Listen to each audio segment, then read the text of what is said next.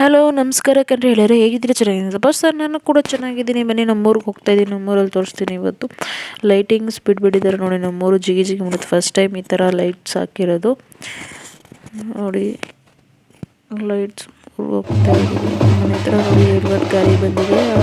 ಸೌದೆ ತೊಗೊಂಡೋಗೋಕ್ಕೆ ನಾಳೆ ಕೊಂಡ ನಾವು 3 ದಿನ ಹಬ್ಬ ನಡೆಸ್ತಾರೆ. ಇವತ್ತು ಮತ್ತು ನಾಳೆ ನಾಳಿದ್ದು ನೋಡಿ. ನಮ್ಮೂರು ಹೆಂಗೆ ಲೈಟ್ ಬಿಟ್ಟಿದ್ದಾರೆ ಮನೆ ಹತ್ರ ಎಲ್ಲ ನೋಡಿ. ಫಸ್ಟ್ ಟೈಮ್ ಈ ಥರ ಲೈಟ್ಸ್ ಬಿಟ್ಟಿರೋದು.